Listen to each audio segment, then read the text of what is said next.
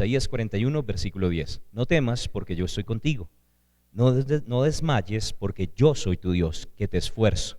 Siempre te ayudaré, siempre te sustentaré con la diestra de mi justicia. Yo te doy gracias, Padre Celestial, por tu palabra, y yo te pido en esta noche, Dios, que nos ayudes a estar atentos a aquellas cosas que hablas a nuestra vida, que no solamente nos enseñes para que podamos tener más información, sino pon en nosotros el querer como el hacer. Que no seamos oidores olvidadizos, Señor, sino que podamos realmente ser hacedores de tu palabra. Impúlsanos, Señor. Redargúyenos, que haya tal convicción en nuestras vidas que no podamos hacer diferente a aquello que tú nos has mostrado. Y que a través de caminar a la luz de tu palabra y obtener esas victorias que tienes para nosotros, podamos honrarte a ti, podamos glorificarte, podamos mostrar que realmente vale la pena seguirte, oh Dios. Entregamos este tiempo para ti en el poderoso nombre de Cristo Jesús, y los que creemos decimos amén. Gracia y paz. Gloria a Dios. Bueno, resulta que aquí en Isaías, en el capítulo 41, que no sé si han escuchado ese versículo, no temas porque yo estoy contigo. Tal vez si usted está en esta iglesia ha escuchado algunas veces hablar acerca de esto, y realmente no he predicado tantísimo al respecto, pero la base de no tener temor es tener la presencia de Dios, tener su palabra, tener su compañía. Si Dios dice pasemos al otro lado, no importa que haya tormentas, vamos a pasar al otro lado. Amén. Y cuando lo tenemos a Él es el príncipe de paz, Él quita todo temor de nuestro corazón, pero separados de Él, no solamente no podemos hacer nada, sino que la Biblia dice que ahí es donde empiezan los temores, el enemigo empieza a intimidar, y ahí es donde empezamos a tambalear en nuestra fe. Entonces, pues, parte del principio es quédese al lado de Dios, que al que buen árbol se arrima, buena sombra lo cobija, y eso aplica también en el área espiritual. Pero me llama la atención que él dice, yo estoy contigo, yo soy tu Dios, siempre te ayudaré, y la frase que quiero resaltar de este versículo es, siempre te sustentaré.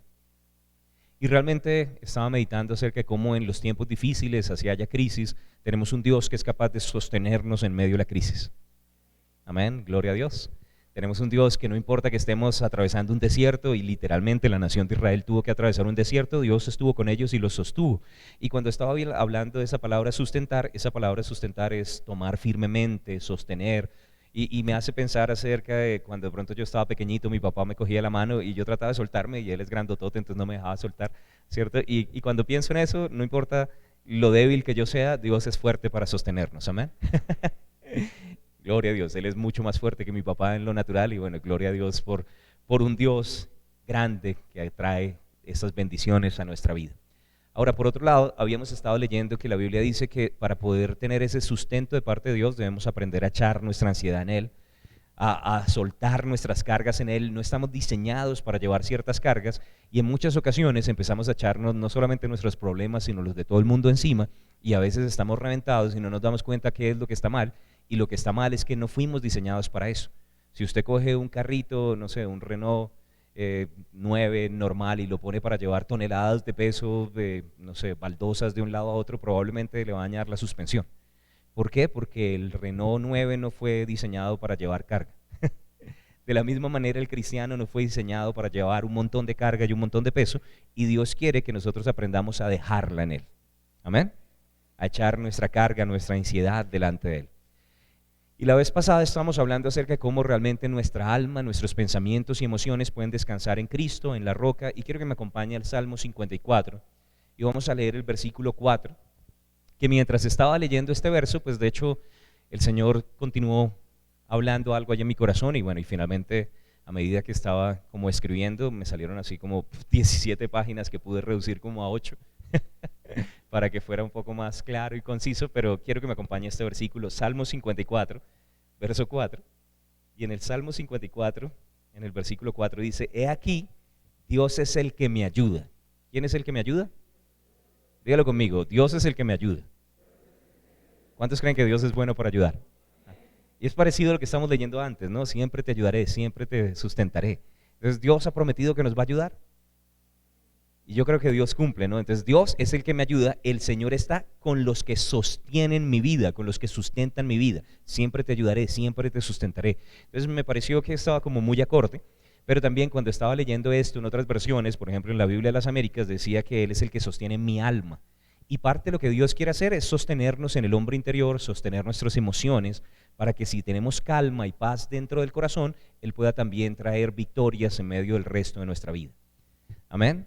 Sin embargo, hubo una cosa de esa frase que me quedó dando vueltas, que Dios obviamente comienza sosteniéndonos en el interior, pero también dice allí en esta versión, en la Reina Valera, el Señor está con los que sostienen mi vida, y da la idea de que hay más de una persona que sostiene mi vida, que no solamente está Dios, sino que Dios está con los que sostienen mi vida. Y mientras estaba meditando en eso, y bueno, también por alguna serie de eventos que sucedieron esta semana, estaba pensando que es muy importante rodearse de las personas correctas, de rodearse de aquellas personas que realmente puedan sostenernos en los momentos de dificultad. Entonces yo quiero que usted le diga a la persona que está ahí a su lado, rodéate de quien te sostenga. Porque en la palabra dice, ¿cierto?, que Dios está con los que sostienen mi vida. Entonces, si usted se rodea de los que lo sostienen, ahí también está Dios. Ahora, quiero que note eso, ¿no? Rodéate de los que te sostengan, porque Dios está con los que sostienen mi vida. Si hay personas que están ahí para ayudarnos, que tienen su corazón hacia nosotros, que quieren bendecirnos, Dios los usa también, y Él en medio de ellos está para traer bendición y sostener mi vida.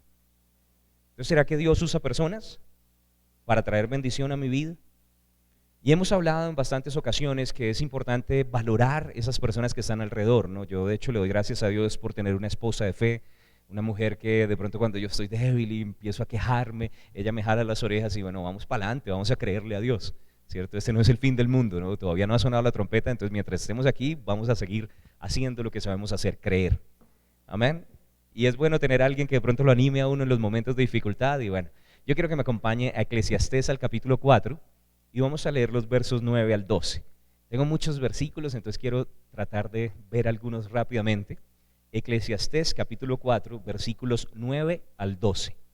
Dice en el versículo 9, mejores son dos que uno, porque tienen mejor paga de su trabajo. Ahora, si dos trabajan, ¿les va mejor que si uno solo trabaja? Gloria al Señor que siempre es fiel. Eso es lo que está diciendo allí, ¿no? Mejor es uno solo o mejor es dos que uno. Esto es el Señor hablando, ¿no? Este es el Espíritu Santo de Dios. Y después dice, porque si cayeren, el uno levantará a su compañero. Pero hay del solo, que cuando cayere no habrá segundo que lo levante. Ahora, note eso, ¿no? Que hay veces que nosotros tropezamos, podemos caer, en este mundo hay dificultades, hay tribulaciones. ¿Será que eso pasa? Sí, la Biblia dice que muchas veces cae el justo, pero que el Señor lo levanta en todas ellas, que Él siempre está acompañándonos y gloria a Dios, no nos deja caídos, pero a veces lo que Él utiliza para levantarnos es personas. Y aquí dice que cuando estamos acompañados, si uno se cae, el otro le puede ayudar a levantar. Pero cuando uno está solo, le toca sobarse solito, levantarse solito, y a veces no es tan fácil. Amén.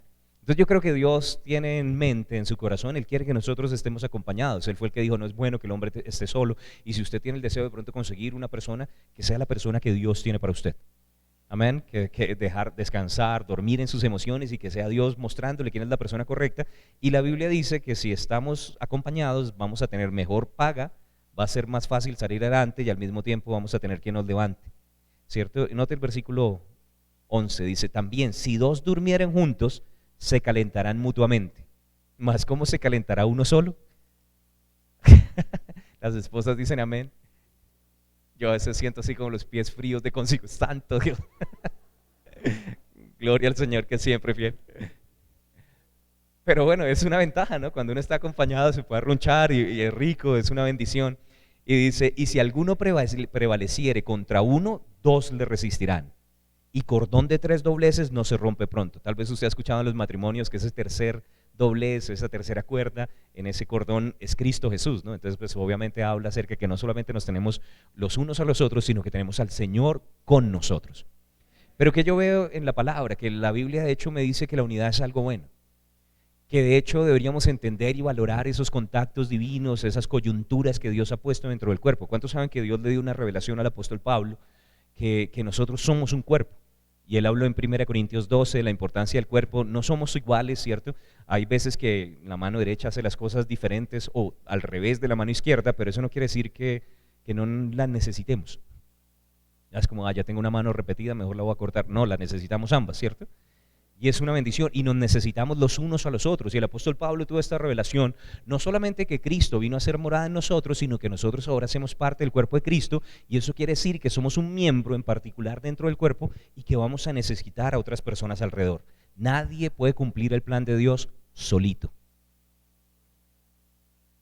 Voy a decirlo otra vez, nadie puede cumplir el plan de Dios solito.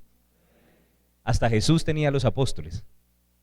¿cierto? A veces queremos ser el llanero solitario, pero hasta el llanero solitario tenía toro. Queremos ser Superman, pero el Superman tenía la Liga de la Justicia en los momentos en los que necesitaba ayuda. Entonces necesitamos también a otras personas que básicamente nos ayuden. Y cuando entendemos que realmente somos un mismo cuerpo, especialmente si yo veo que se meten con Consu, ella es mi esposa, yo también reacciono y yo protejo, ¿cierto? Porque la Biblia dice que somos un solo cuerpo, somos una sola carne, ¿no? O sea, si a mí me tiran algo a la cara, mi mano reacciona y trata de proteger la cara. La mano no dice, es que eso le va a pegar esa a la cara, tranquilo. ¿Alguien entiende lo que estoy diciendo? Porque eso es importante en el cuerpo de Cristo, porque si atacan a mis hermanos, yo no debería salir a atacar también, yo debería es proteger. Y lastimosamente están pasando un montón de cosas alrededor donde yo no veo que la gente honre al resto del cuerpo. Y no debería ser así entre nosotros deberíamos amarnos los unos a los otros. Y si vemos que algunos de nosotros están bajo ataque, deberíamos tomarlo como personal, orar por ellos, estar ahí para ellos, estar para bendecirlos. ¿Amén? ¿Cuántos creen que eso es lo que Dios quiere que nosotros hagamos? La Biblia compara a la iglesia con una red, ¿cierto? La Biblia dice que nosotros, o el reino de los cielos, que es básicamente Jesús reinando en nuestros corazones, es como semejante a una red que un hombre echa en el mar y recoge un montón de cosas, pero cuando uno tiene una red y los nudos no están bien sostenidos o tiene pedazos rotos, esa red se va a terminar desgarrando y no va a hacer buen trabajo. Y Dios quiere que nosotros tengamos buenas unidades los unos con los otros, que estemos conectados los unos con los otros. A mí me gusta ese pasaje que estuvimos leyendo hace poco, cuando Pedro y Juan los meten en la cárcel y cuando ellos salen dice que ellos fueron a los suyos, que fueron a su propia compañía, fueron aquellos que tenían el mismo espíritu, el mismo sentir, oraron y dice que allí tembló y pidieron para que Dios los respaldara. Ahora yo me pregunto, ¿usted sabe quiénes son los suyos? ¿Quién es como su compañía de fe? ¿Quiénes son aquellos con los que usted puede contar en momentos de dificultad? A veces contamos con la familia en lo natural, pero usted cuenta con alguien también en lo espiritual. Porque de hecho la palabra dice, ¿no? Hay varios ejemplos. ¿Cuántos recuerdan el pasaje de los 4 amigos del paralítico? Que cuando el paralítico no podía venir a la presencia de Jesús, los 4 amigos lo llevaron a la presencia de Jesús. Y hay veces que a uno le cuesta orar, pero llegan personas que lo ayudan a uno a orar. A mí me gusta también leer el libro de Ruth, porque hay un momento en el que Noemí está sola, queda viuda, mueren sus hijos, está con una tristeza en su corazón. ¿Y qué hace? Se devuelve para Belén. ¿A dónde? A los suyos. Y en los momentos de dificultad, el mejor lugar para estar es con los suyos. Ahora mi pregunta es, ¿quiénes son los suyos? ¿Usted los ha reconocido? ¿Usted le ha dicho a Dios, dame las personas que tú quieres que yo tenga en mi vida? ¿Quiénes son esa compañía de fe? ¿Quiénes son mis hermanos? ¿Quién es mi familia? ¿Con quién es que yo debería estar conectado? Y deberíamos orar eso, deberíamos orar por esos contactos divinos que nos impulsan en el plan y en el propósito que Dios tiene para nuestra vida. Y Dios puede ayudarnos a conectar. Yo le doy gracias a Dios por las personas que Él ha puesto sobre mí, alrededor mío, personas también que por la gracia de Dios tengo la oportunidad de estar sobre ellos e impartirles, porque yo creo que son contactos divinos sobrenaturales que Dios nos ha dado. Y yo valoro y aprecio a esas personas con las que Dios me ha conectado y quiero mantenerme conectado. Quiero que me acompañe a Gálatas al capítulo 4 y quiero que vea estos versículos, vea los versos 16 y 17. Gálatas capítulo 4, versículos 16 y 17. No somos ermitaños espirituales. Es bueno tener familia de fe, compañeros de fe, amigos de fe, personas que nos puedan ayudar y sostener en los momentos de dificultad, porque el Señor está con los que me sostienen. Y a través de ellos también Él sostiene mi alma, bendice mi vida. Gálatas capítulo 4, versículos 16 y 17. Me he hecho vuestro enemigo por deciros la verdad, dice el apóstol Pablo. Tienen celo por vosotros, pero no para bien, sino que quieren apartaros de nosotros para que vosotros tengáis celo por ellos. Ahora me llama la atención esto, ¿no? El apóstol Pablo ha sembrado la semilla de la salvación en la provincia de Galacia, muchas iglesias nacieron, personas estaban firmes en el evangelio, se fue por un tiempo y llegaron un montón de religiosos a predicarles un evangelio diferente y él les escribe una carta completa jalándole las orejas diciendo, pero ustedes, ¿quién los engañó? ¿Cómo se dejaron hechizar de esa manera? O sea, ¿qué fue lo que hicieron para que ustedes que habían reconocido a Cristo ahora se metan a un sistema de religión loco? Y en medio de todo eso les dice, y ahora ustedes están bravos conmigo porque yo les cuento la verdad. ¿Cuántos saben que a veces decir la verdad no es tan popular? Que a veces la verdad duele, le duele a la carne no quiere reconocer, ¿no? Y hay veces que a uno le dicen cosas duras y uno no las quiere de pronto aceptar, pero si uno es sabio y si es la verdad, yo prefiero saber la verdad. Yo no quiero quedarme en un error, si hay algo que está mal, yo lo quiero corregir, ¿cierto? Y es Aprecio a las personas que tienen de pronto esa confianza, ese amor para venir y decirme la verdad. Ahora también debemos esperar el momento apropiado, saber cómo decirlo, pero aquí el apóstol Pablo les dice, entonces ahora somos enemigos, me dicen enemigos de ustedes por decirles la verdad. Y en cambio están siguiendo a esa gente y en el versículo 17 dice, y pareciera que ellos lo aman y que están ahí pendientes de ustedes, tienen celo por ustedes, pero la verdad lo que ellos quieren hacer es desconectarlos de mí. Ahora, yo he visto en momentos, en diferentes etapas de mi vida, a través de los años, donde yo por la gracia de Dios aprecio mucho el tener un pastor sobre mi vida, y yo he visto momentos donde personas me han dicho, tú estás llamado a hacer un montón de cosas grandes, no deberías estar en esta iglesia. Y yo, gloria a Dios, no soy bobito. Yo reprendo en el nombre de Cristo Jesús y bueno, y estuve alerta en otras ocasiones también por causa de circunstancias o cosas que pasaron. También he visto que personas han tratado de desconectarme. Dios te tiene llamado para cosas mayores, deberías salir, ya debería, y si me hubiera ido antes de tiempo, de pronto no hubiera podido recibir toda la impartición que hasta este momento he recibido de parte de la Iglesia de Colombia, de mis pastores, y creo que hubiera sido un error, hubiera salido antes de mi tiempo. Y no es lo que Dios quiere para mi vida. Y todavía, incluso hasta el día de hoy, a veces por causa de celos, de pronto de cosas, veo que hay como siempre algo que se trata de interponer para que yo sea desconectado de mis amigos de la fe, de mis hermanos, de pastores, de incluso miembros de la congregación. Hay personas que se han dejado desconectar simplemente porque no reconocen eso, que así como Dios quiere que nos conectemos con las personas correctas, el diablo quiere desconectarnos de las personas correctas.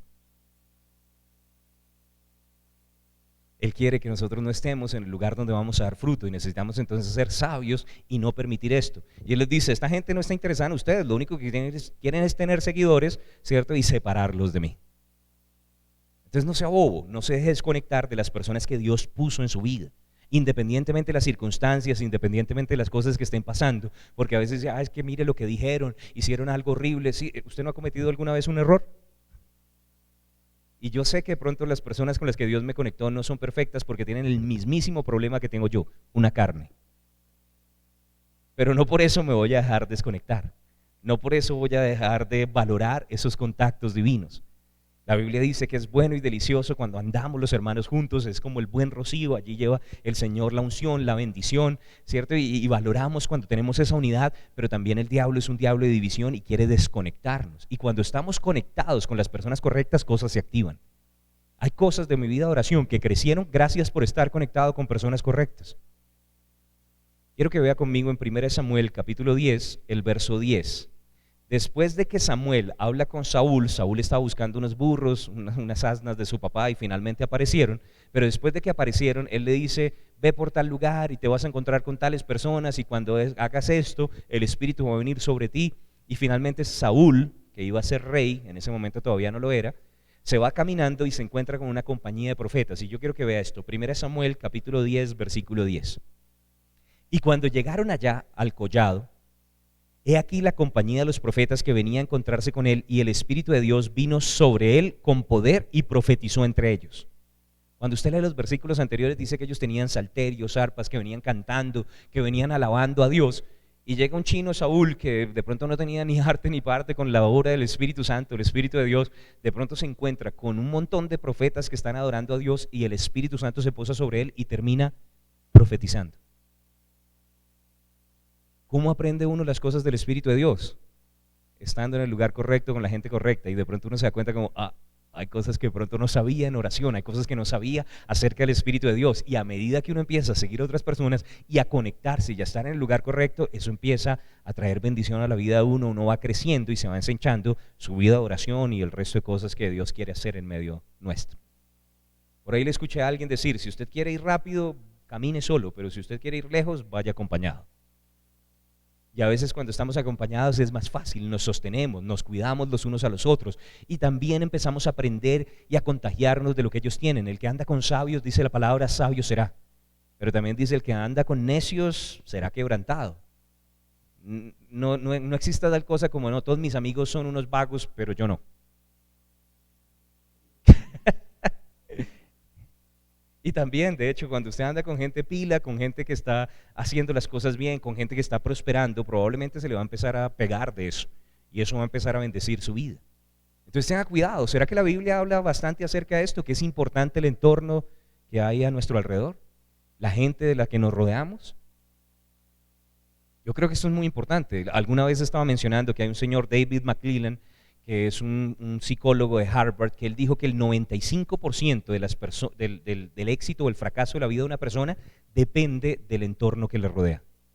El 95%, dice él, según estudios, no solamente, o sea, no depende de cuánta plata tiene en el bolsillo, sino la gente con la que se la pasa. Podríamos decir, dime con quién andas y te diré a dónde vas a llegar. No solamente quién eres, te voy a mostrar también hacia dónde va tu vida. Porque las personas con las que tú te rodeas van a determinar si vas a caminar en victoria o no. Por eso yo no simplemente dejo que mis amigos me escojan, yo escojo a mis amigos. Yo le pido a Dios que me guíe, yo oro para que tenga un buen entorno, también quiero tener un mentor, porque también el camino es más fácil de recorrer cuando ya alguien con experiencia lo ha caminado antes, cuando me ha mostrado por dónde andar. Entonces yo también quiero seguir a personas que ya tienen la respuesta, que tienen la victoria, para que me enseñen también cómo tener esas victorias en mi vida. Amén. A veces el tener el sustento de parte de Dios es estar conectado con las personas correctas, es seguir a las personas correctas. Y esto no es solamente de observar qué están haciendo y hacerlo uno mismo, tomar notas y voy a hacer lo mismo, sino también es una impartición de espíritu a espíritu. Estando en Costa Rica de misiones, recuerdo que el pastor Gary Meador en una ocasión estaba mostrándome un predicador y me dijo, ¿cómo te parece esto? Y yo dije, tremendo, haciendo milagros y cosas. Y me dijo, yo no seguiría su ministerio. Él murió joven. Y tú no solamente vas a aprender de lo que ellos están enseñando, sino que vas a tener una impartición de espíritu. Si sigues gente que murió joven, probablemente vas a morir joven. Ahora yo estaba más joven y yo dije, gracias Señor por avisarme, y yo simplemente miro a mi pastor y digo, vamos bien. Amén. Y mi pastor también siguió una persona que cumplió su carrera, y yo quiero seguir gente que cumpla su carrera, que acabe en su ministerio, que hagan las cosas hasta el final. Amén, que podamos ser también mentoreados. Acompáñame a Proverbios capítulo 22 y vea este versículo, Proverbios 22, vamos a leer los versos 24 y 25. Proverbios 22, versículos 24 y 25. Y observe esto, dice, no te entremetas con el iracundo. O sea, no te metas con el iracundo, no te pases tiempo con el iracundo, ni te acompañes con el hombre de enojos. Ahora, si una persona que todo el tiempo está brava y está peleando, me dice, venga, acompáñame a hacer una vuelta, ¿qué debería decirle? No, gracias. ¿Por qué? Porque la palabra me dice que no me entremeta con usted. Ahora, aquí está diciendo, no se meta con la gente que está todo el tiempo con la piedra afuera y que está todo el tiempo peleando. Ve al versículo siguiente, no sea que aprendas sus maneras y tomes lazo para tu alma. Ahora, observe lo que está diciendo allí. Lo que está diciendo es, si usted se la pasa con esa persona que todo el tiempo está peleando, ustedes se van a pegar esas mismas mañas. Y después va a también terminar peleando y de pronto está levantando la voz, ofendiendo personas. Y hay gente que Dios desde el principio me ha dicho, no puedes pasar mucho tiempo con ellos. Ámalos, pero mantén la distancia hasta que cambien, hasta que su carácter sea cambiado. Y algunas personas van a decir, ay, terrible, ¿por qué no está más tiempo con ellos? Porque no puedo, porque tengo que hacer caso a Dios. Y quisiera de pronto pasar más tiempo con ellos, pero ellos tienen que cambiar antes. Dígame, no diga ya. Gloria al Señor. Ese es simplemente ser obediente a Dios, ¿no? Porque entre más tiempo pasamos con gente iracunda, más empieza a afectar nuestro propio carácter. ¿Dice eso ahí la palabra? ¿Estamos leyendo la Biblia? ¿Eso es la Biblia? ¿Se acuerdan de la Biblia, la palabra de Dios? Amén. Entonces queremos honrar a Dios, por supuesto. Y nos dice una y otra vez que las malas conversaciones corrompen las buenas costumbres. Dios no solamente quiere que estemos con las personas correctas, sino que nos alejemos de las personas incorrectas. En los Salmos nos dice, bienaventurado el varón que no anduvo en consejo de malos. ¿Cuántos han leído eso? Ni se sentó en silla de pecadores, escarnecedores, burladores, ¿cierto? Entonces Él quiere que nos alejemos de las personas incorrectas y que estemos con las personas correctas. Y yo creo que esas es como las oraciones de toda la mamá, ¿no? O sea, la mamá es como aleja las malas compañías, ¿no? Yo creo que mi mamá oraba por eso y le doy gracias a Dios, de la mala mujer guárdalo, Señor. Y yo creo que Dios la escuchó.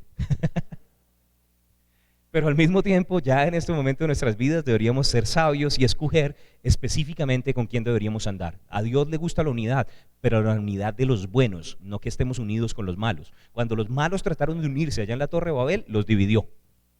Y hoy en día hay un montón de gente que está tratando de hacer unidades malas, como lo hicieron Stalin o Hitler en su época, unidades locas. Hoy en día es el globalismo y van a ser igual divididos y confundidos por mi Dios, y yo estoy esperando el momento en el que todo sea expuesto y caigan todos esos mentirosos y sus planes sean sacados a la luz. Porque Dios quiere la unidad, pero de los buenos, porque los buenos nos podemos sostener los unos a los otros. Él no quiere que estemos en yugo desigual, Él no quiere que andemos con las personas incorrectas. Él dice, salgan de en medio de ellos, y entonces van a ser mi pueblo y yo voy a ser su Dios.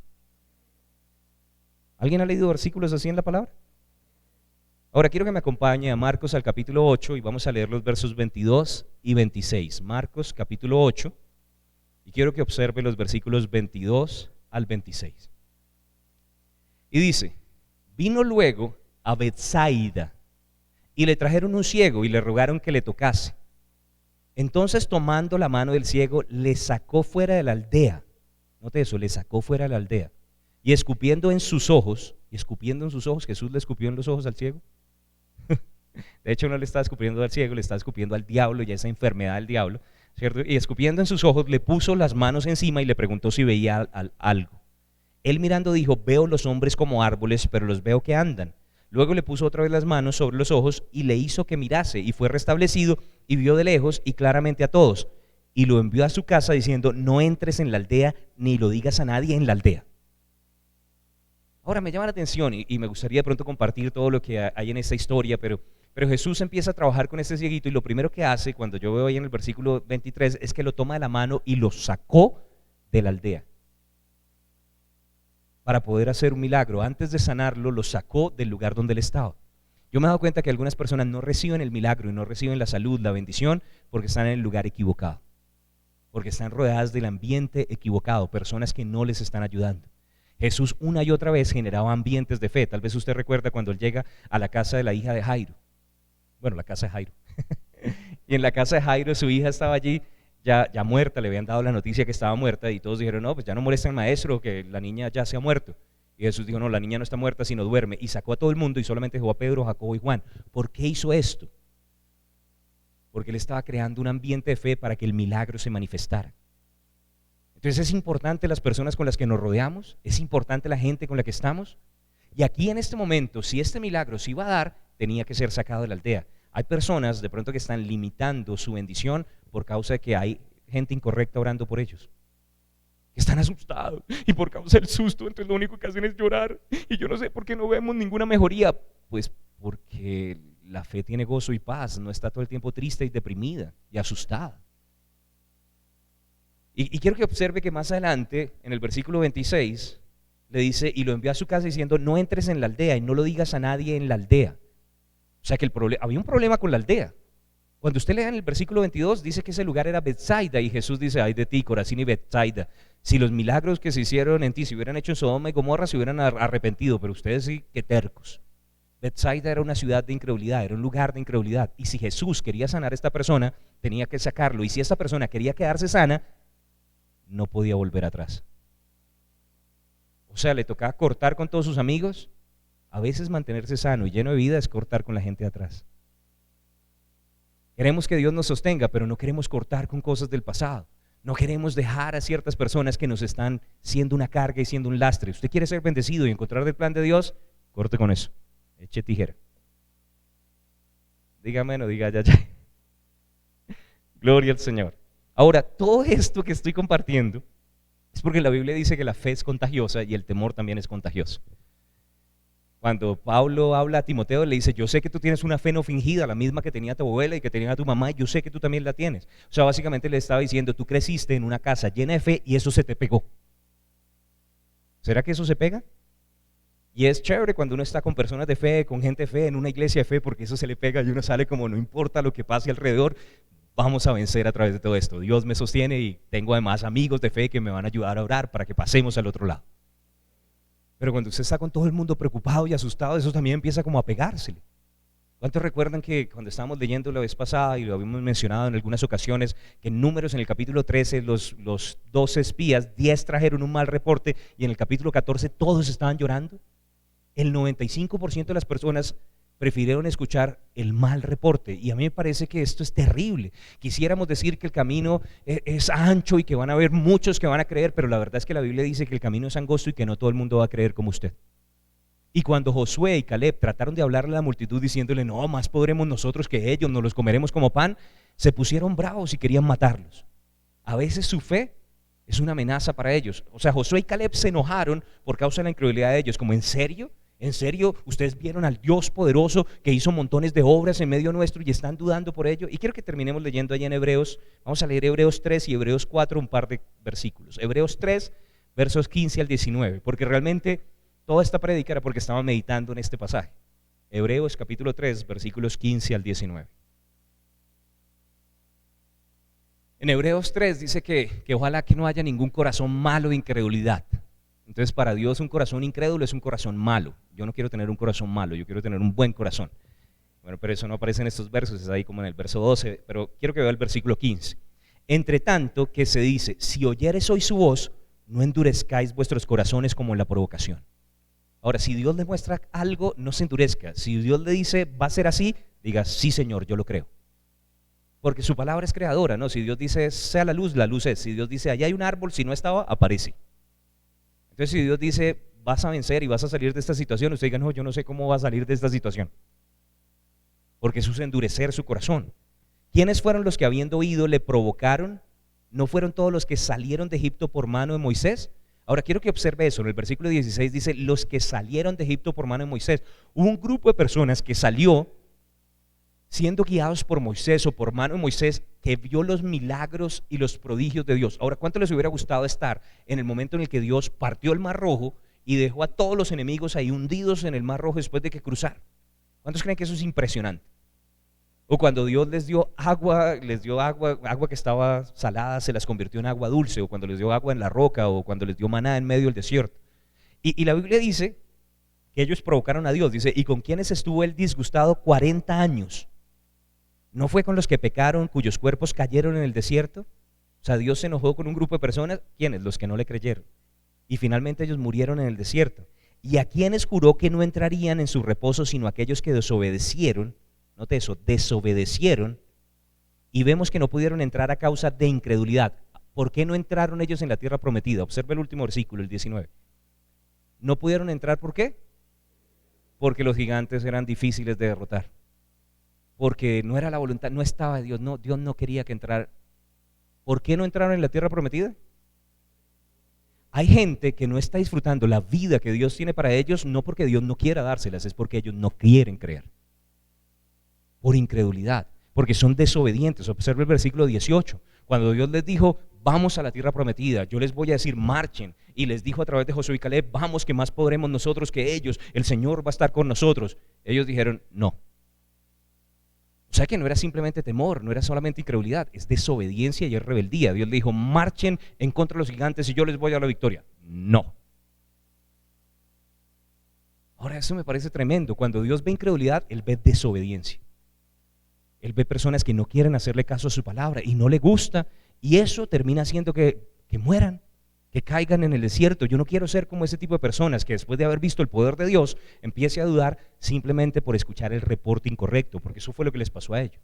Hebreos capítulo 4 versos 1 y 2, y con esto vamos a ir terminando. Hebreos capítulo 4 versículos 1 y 2. Temamos pues, no sea que permaneciendo aún la promesa de entrar en su reposo, nuestro reposo es Cristo Jesús, nuestro reposo es el reinado milenial, alguno de vosotros parezca no haberlo alcanzado. Porque también a nosotros se nos ha anunciado la buena nueva como a ellos, pero no les aprovechó el oír la palabra por no ir acompañada de fe en los que la oyeron. Ahora, yo quiero que note que esto es una advertencia para nosotros. Lo que le pasó a Israel, dice, cuidado que no le pase a usted también. Dice eso en el versículo 1. O sea que esto es un ejemplo para nosotros. Y en el versículo 2 dice, ellos oyeron la palabra, pero no les sirvió de nada. Ahora nosotros decimos, no, la fe es por el oír y el oír por la palabra de Dios, pero usted puede estar sentado en el lugar donde la palabra de Dios está siendo hablada y donde fe está siendo impartida, y usted puede escoger alinearse con los que no creyeron. De hecho, quiero leerle ese versículo 2 en la Dios habla hoy. Dice, porque nosotros recibimos el anuncio de la buena noticia, lo mismo que ellos, pero a ellos no les sirvió de nada el oírlo porque no se unieron por la fe con los que habían obedecido al mensaje. No se unieron, note eso, no se unieron por la fe con los que habían obedecido el mensaje. O sea, Dios estaba diciéndoles, hubo un grupo de personas que prefirieron unirse con los 10 y simplemente creer al mensaje de temor de que no iban a poder. En cambio hubo otro grupo de personas que decidieron unirse con los que sí creyeron. ¿Quiénes entraron en la tierra prometida? Los que se unieron con las personas correctas. Los que escucharon el buen reporte, los que se conectaron en el lugar correcto, ellos vieron la victoria. Ahora, ¿qué le estoy diciendo con todo esto? En la Biblia, de hecho, me dice que dependiendo de con quién usted se conecte, si se conecta con un montón de incrédulos, podría terminar muerto en un desierto. Y la crisis no es el problema, no son los escorpiones, ni las serpientes, ni los gigantes, lo que lo van a terminar matando, lo va a terminar matando es su incredulidad. Lo va a terminar matando es simplemente hacer las cosas como las hace el mundo. Pero si nosotros nos unimos con las personas correctas, si nos rodeamos de las personas correctas, si procuramos estar en este ambiente de fe, avivándonos los unos a los otros, la palabra de hecho dice que Dios nos va a sostener porque Él nos sostiene y Él está con aquellos que también están allí para sostenernos a nosotros. Es una exhortación súper sencilla, escoja bien su compañía. En el mundo dice, el que anda con la miel, algo se le pega. Entonces yo quiero que se me peguen las cosas de la gente de fe. Yo quiero escoger las personas correctas. Y si usted está andando con la gente incorrecta, tenga cuidado, porque por ahí dicen, ¿no?, que las aves del mismo plumaje vuelan juntas. Entonces, si usted está con la gente incorrecta, eso también de pronto dice mucho de su carácter y de su corazón. Escoja bien sus compañías. Amén. Dios puede sostenernos y Él utiliza personas. Vamos a ponernos de pie, por favor.